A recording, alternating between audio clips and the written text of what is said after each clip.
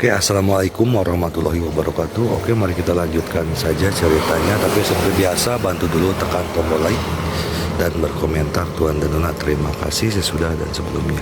Bab 1043. Kamu harus memiliki yang ini milikku. Jiwa bela diri bayangan putih itu semakin dekat dengan Ji-Fei.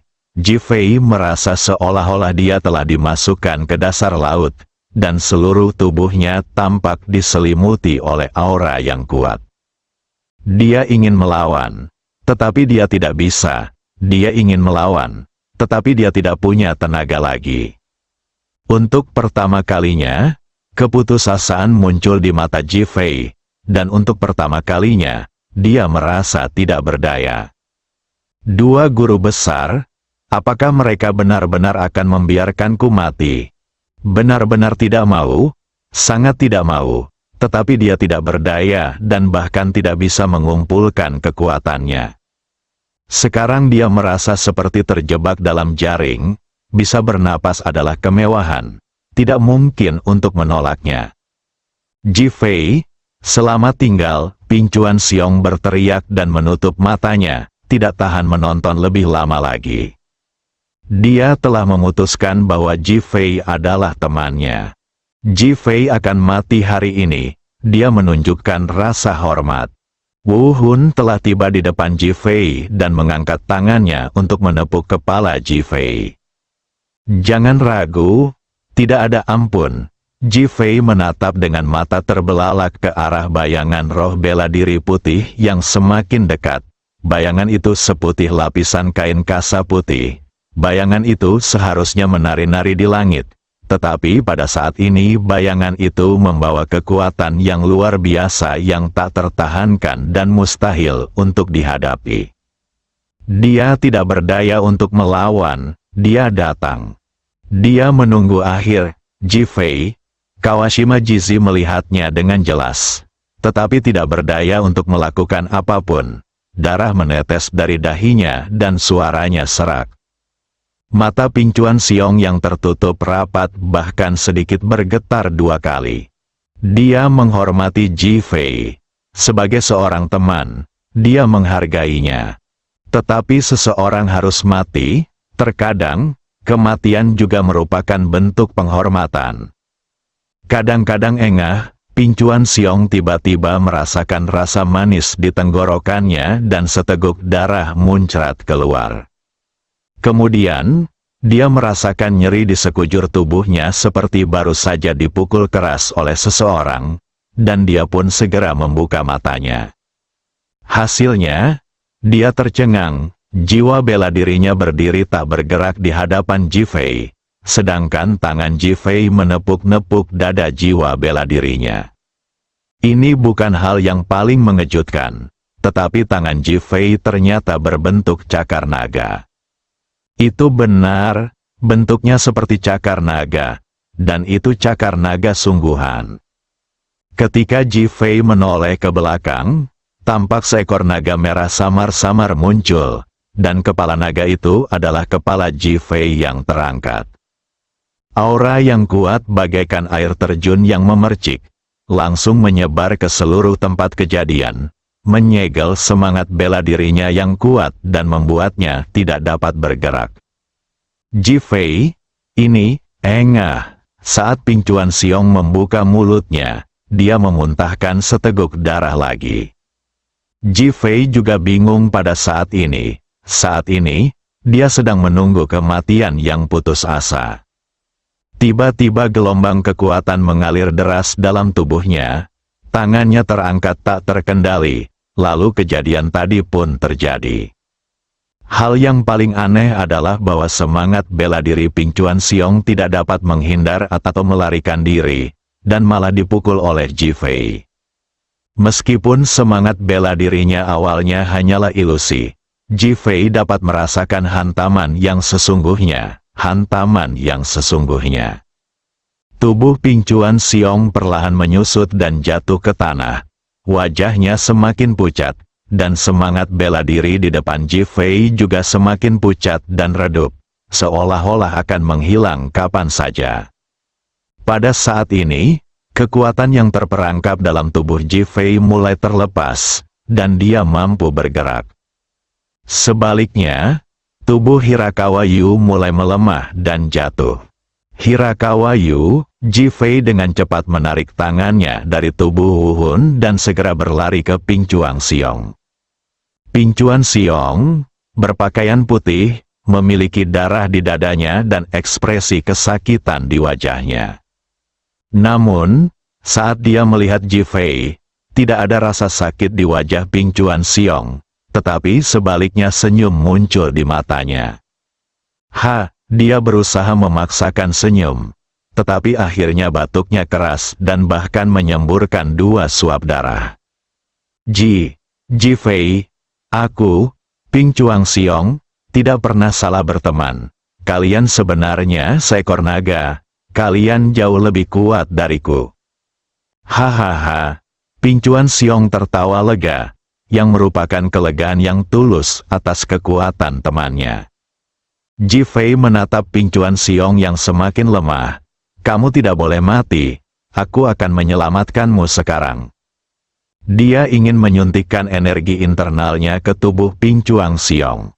Jifei, tidak perlu, kamu juga terluka. Ada banyak orang di Gunung Futu ini yang ingin membunuhmu. Jaga dirimu baik-baik. Hirakawa Yu, kita berteman. Aku tidak ingin kamu mati seperti ini. Jifei masih ingin berusaha lebih keras. Tetapi Ping Chuan Xiong mendorong Jifei. Jifei, jika kau menghormatiku, jangan selamatkan aku. Biarkan aku mati dengan bermartabat. Biarkan aku mati di tangan seekor naga. Jifei berhenti dan menatap Ping Chuan Xiong, yang wajahnya sepucat kertas. Dia merasa kasihan padanya, tetapi akhirnya mengangguk. Oke, aku menghormatimu.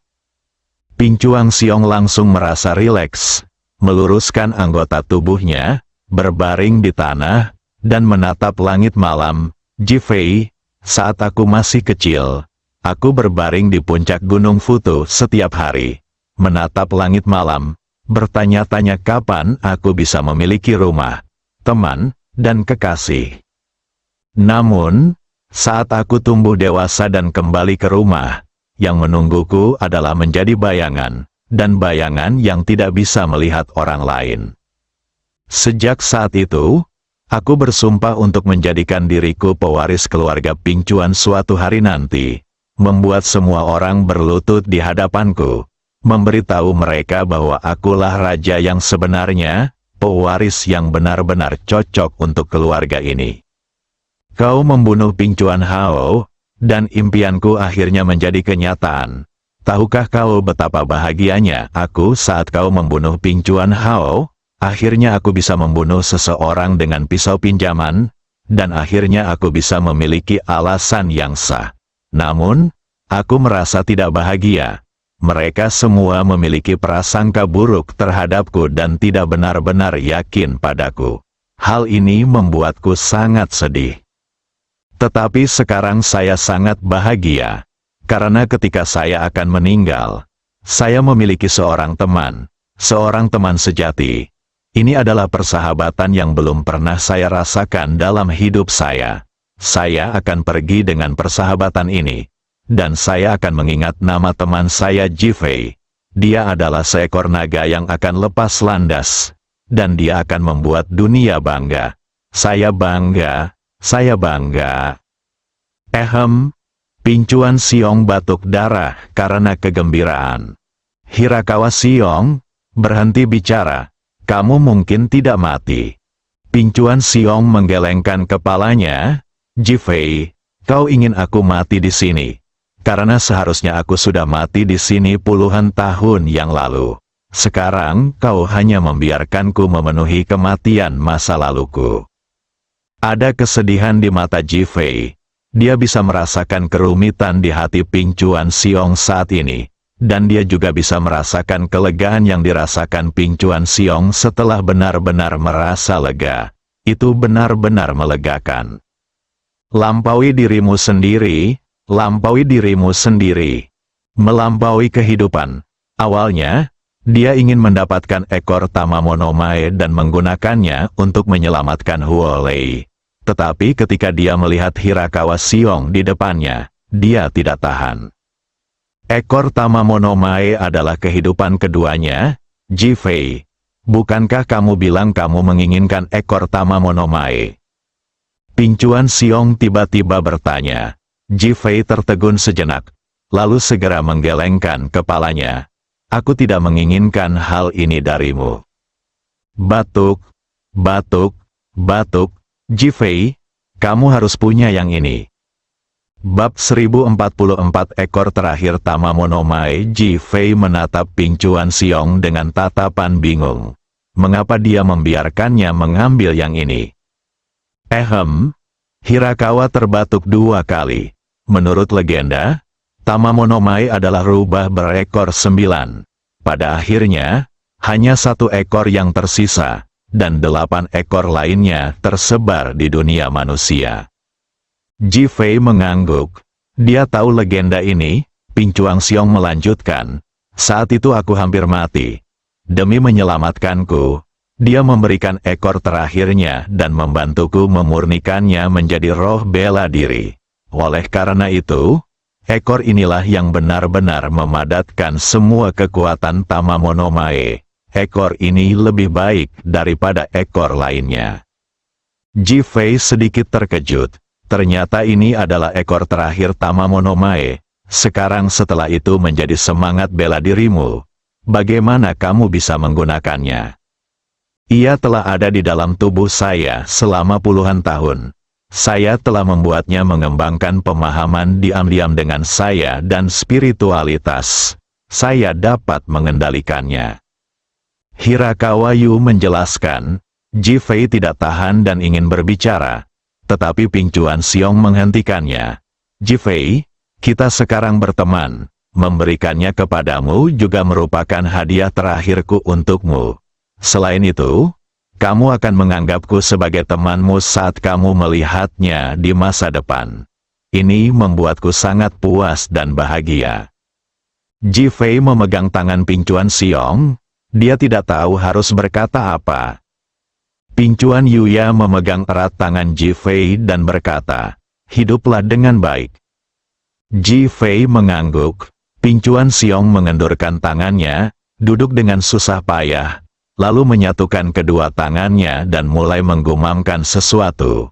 Bayangan putih yang tadinya kabur karena serangan Jifei menjadi jelas lagi dan menyatu lagi. Bayangan putih itu mulai menyusut perlahan, dan akhirnya perlahan berubah menjadi ekor rubah berbulu putih yang panjangnya sekitar 30 cm dan diameternya 8 hingga 9 cm. Jifei dan yang lainnya melihat ekor putih yang lucu ini, dan pasti tidak dapat menghubungkannya dengan roh bela diri tadi. Itu sungguh tidak dapat dipercaya dan sama sekali mustahil. Batuk. Ping Chuan Xiong terbatuk lemah. Jifei, ambillah, lalu gunakan kekuatan internalmu untuk menyatukannya ke dalam tubuhmu, dan itu akan menjadi satu dengan tubuhmu.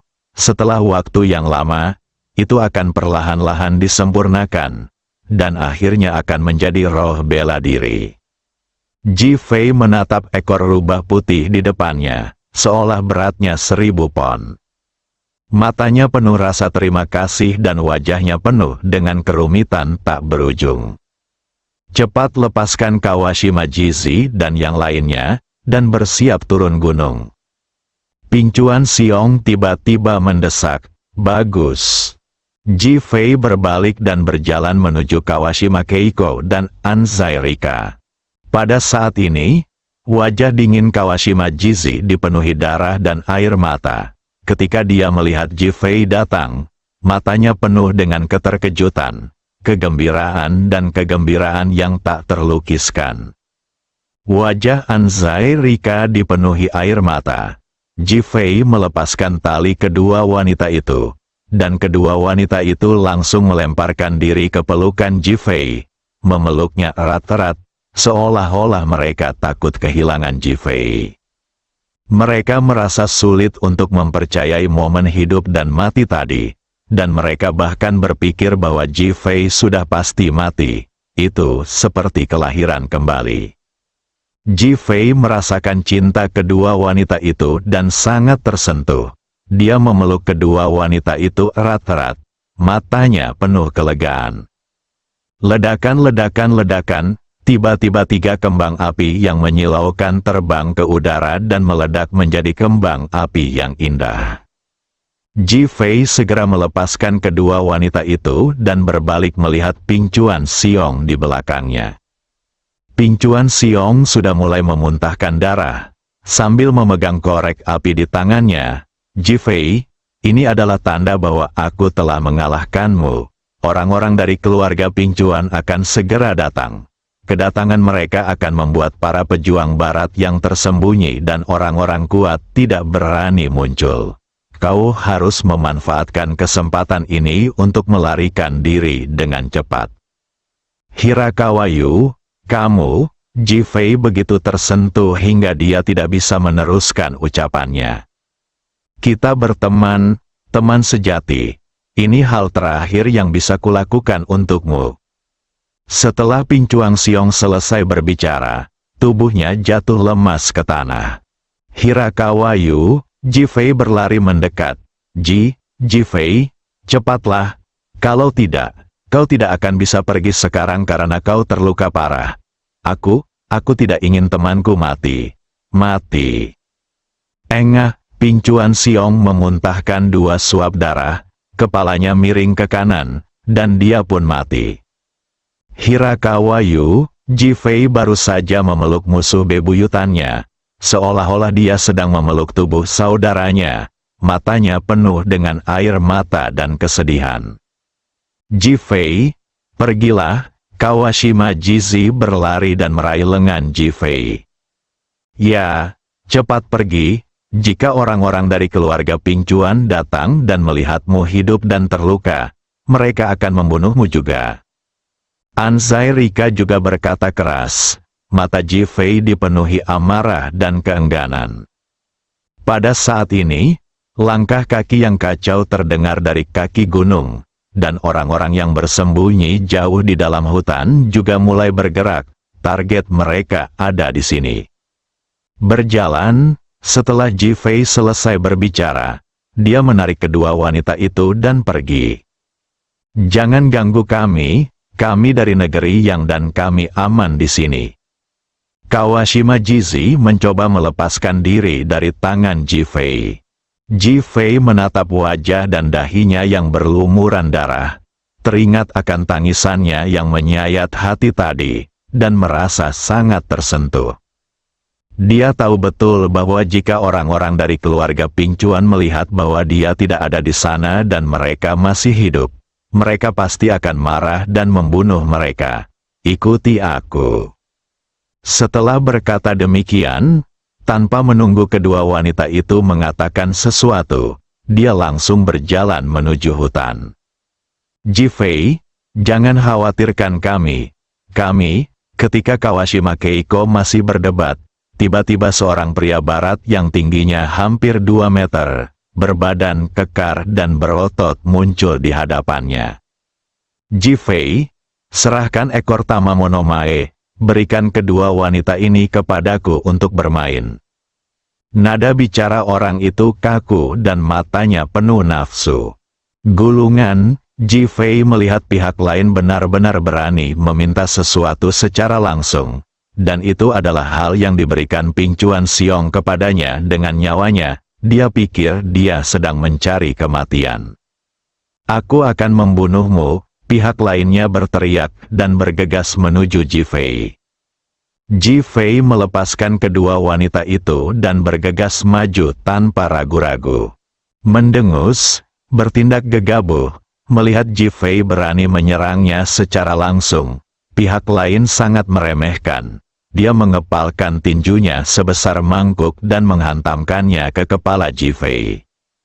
Dia tinggi dan kepalan tangannya hanya setengah ukuran kepala Ji Fei. Jika dia memukulnya, seluruh kepalanya mungkin akan hancur. Jika Ji Fei tidak terluka, akan sangat mudah untuk membunuh pihak lain. Tetapi sekarang Ji Fei terluka, Kawashima Keiko dan Anzai Rika sangat khawatir. Mereka menutup mulut, Kekhawatiran terlihat di mata mereka. Namun ledakan, tiba-tiba terdengar suara benturan keras, disusul suara retakan tulang. Kedua wanita itu langsung membelalakkan mata mereka. Orang barat di depan mereka telah berubah menjadi pedang merah darah dan terbang menjauh. Dan kepalanya terbang ke langit yang jauh seperti bola. Berjalan, Ji Fei menjerit pelan, menarik kedua wanita itu, dan terus berjalan lebih jauh ke dalam hutan. Dia tidak langsung turun gunung. Ketika dia datang, dia sudah tahu bahwa ada banyak musuh yang bersembunyi di kaki gunung. Akan berbahaya jika dia turun gunung secara langsung. Kalau dia sendirian, dia mungkin punya kesempatan untuk melarikan diri. Tetapi sekarang dengan dua wanita bersamanya, hal itu mustahil. Ji Fei tidak bisa meninggalkan wanita itu. Jadi, kita hanya bisa pergi ke arah lain. Adapun membunuh lawan secara instan, itu hanya untuk menghemat waktu. Ketiga orang itu baru saja berjalan sejauh belasan meter ketika keluarga Ping Chuan tiba. Tuan muda sudah meninggal. Seseorang telah melihat Ping Chuan Siong tergeletak di tanah dan berseru keras. Apa? Suara bertanya marah Ping Kawano terdengar. Di mana Ji Fei? Yang lainnya bertanya dengan cepat. Tidak ditemukan apapun, kejar dia pasti terluka. Kalau tidak Tuan Muda tidak akan menyalakan suar itu. Ya, ketika semua orang melihat Ji Fei dan jejak kakinya, mereka segera mengikutinya. Pemandangan ini penuh dengan krisis, bersambung.